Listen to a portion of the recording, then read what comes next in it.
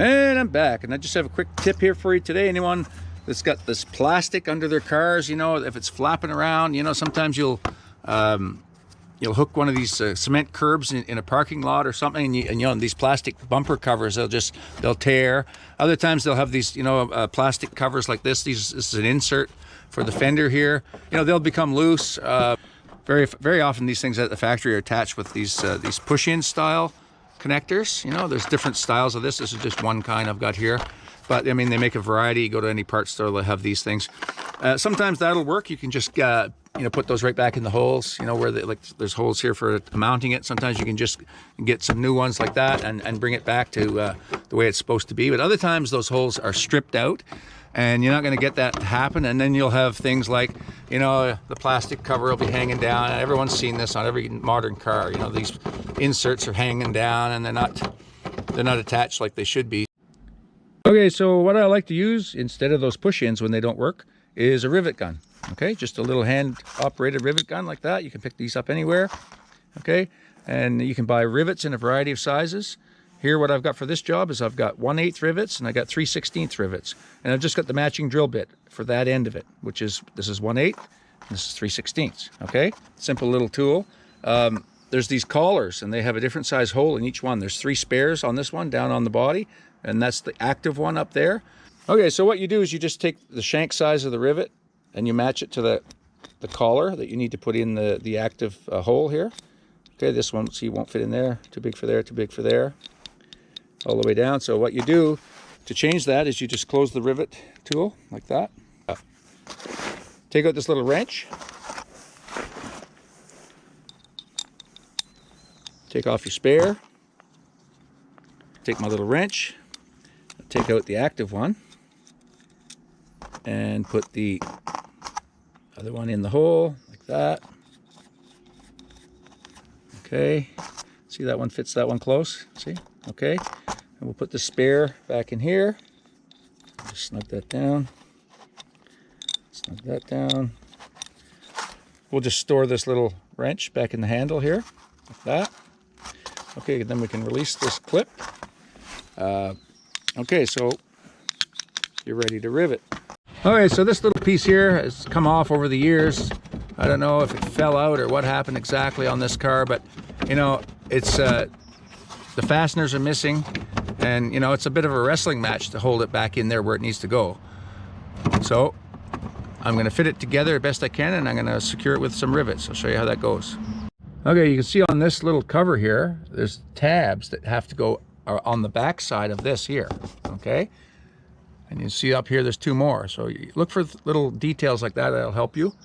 All right, so I'm going to fit that in there, and then you see how much width we've got here. We got, you know, best part of 1/2 inch to 3/4 of an inch of plastic here, the width of it, that we can secure this to with rivets. So we have lots of material there to grab onto.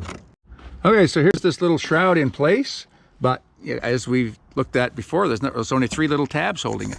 There's only 2 at the top, 1 here, and that's not adequate. You know, this can be pulled out of here, you know, with a brush of a hand like that. Look, see, there's nothing holding it at the bottom, right there. So this is where the rivets come in.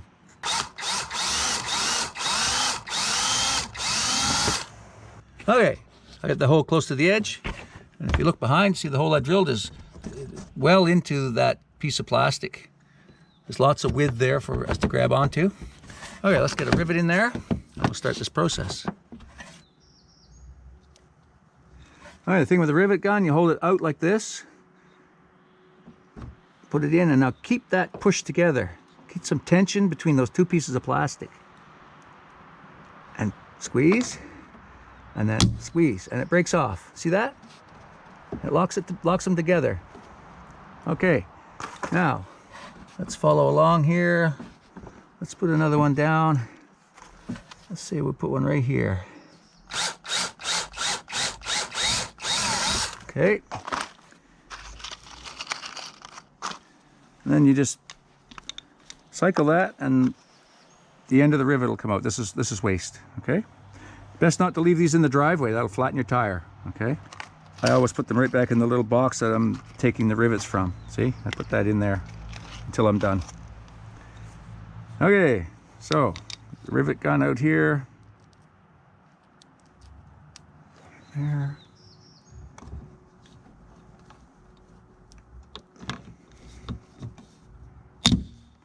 There. Okay. Back that out. Cycle it. Put that in there. All right, so I'm gonna put one down about there. Put that together. Okay. Another one.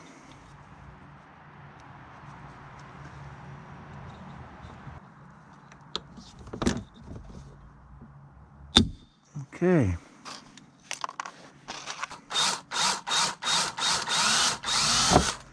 Okay. Okay. There. See how nice and solid that becomes? Yeah. We'll get it firmed up a little more here, and then we can push this up, line up where these push pins go in.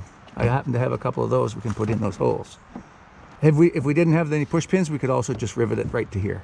There's a bit of metal in behind there. We could drill through here and put a rivet, and that would hold it. Okay, so these push pins that I mentioned, they come in 100 different sizes and varieties. You'll have to find the one that's specific to your vehicle, and sometimes if that's impossible, you can use rivets. Here's one here. This is how they work. This style is it goes into a hole of this diameter, whatever this is, and once it's in, you push the pin in like that. The top comes in, and what it does is it expands the bottom here, and it acts as a lock. It makes the bottom larger than the hole, so it won't pull out. And to get them apart, what you do is you have a tool you can stick under here. It's like a little fork, and you lift that up, and it pulls that top pin out, and it reduces the size that's in behind whatever you've attached together, and you can pull it out. Sometimes these things, you know, in these trims under the car, you know, they get caked up with mud, and you know the plastic gets brittle over the years, and you can't get them out. They just don't come out. You know, you can back that out and it still hasn't released the bottom.